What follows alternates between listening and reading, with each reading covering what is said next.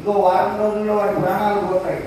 ఆ టైంలో నేను సమయం వచ్చి వెళ్ళిపోయేటప్పుడు యమభటులు వచ్చినప్పుడు ఇంతకాలం నేను కష్టపడి ఆ దోపిడీలు చేసి దొమ్మీలు చేసి హత్యలు చేసి అనేకములైనటువంటి విషయాల ద్వారా నేను సంపాదించిన సొమ్ము మీకందరికీ పెడుతున్నాను కదా, మీకోసమే చేశాను కదా, ఇప్పుడు నేను వెళ్ళిపోతున్నా, నాతో పాటు మీరు కూడా వచ్చేయండి. ఎవరు వస్తారో చెప్పండి. భార్య వస్తుందా, పిల్లలు వస్తారా? ఒకవేళ భార్య ముందు వెళ్ళిపోతే ఆమె వెంట భర్త వెళ్తారా, పిల్లలు వెళ్తారా?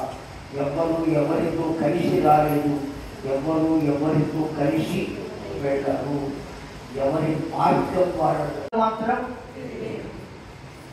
భార్య భర్త కూడా అంతేనండి.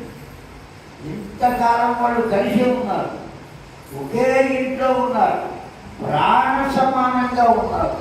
అసలు వాడు తింటే కానీ భార్య తినదు. అర్థమైందండి? అంత ప్రాణం వాడి మీద పెట్టి మరీ వాడిని జాగ్రత్తగా చూసింది. కన్న తల్లి కన్నా ఎక్కువగా ప్రేమించింది.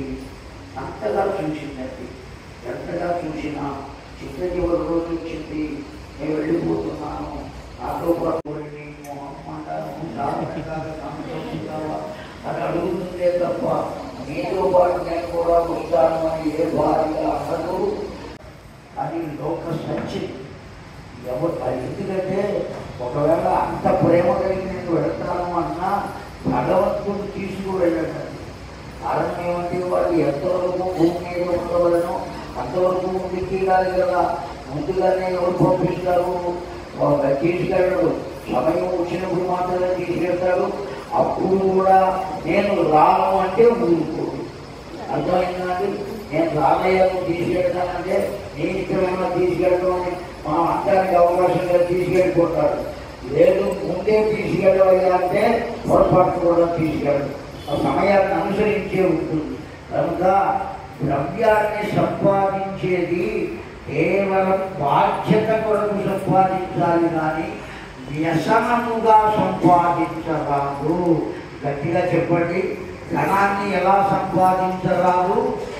వ్యసనముగా సంపాదించరాదు. అదొక ఈ పూటకు సరిపోతుంది అనుకుంటే మనకున్న ఇంటికి వచ్చేసేవాళ్ళు. అంటే సచ్చీనంగా మనం దర్శనైతే 2 రోజుల పాటు జరగకుండా సరిపోతుంది, ఇంట్లో బంగారం పోసుకోవచ్చు కదా అనే ఉద్దేశంతో వెళ్ళేవాడు కాదు. ఎంతవరకు అవసరమో అంతవరకు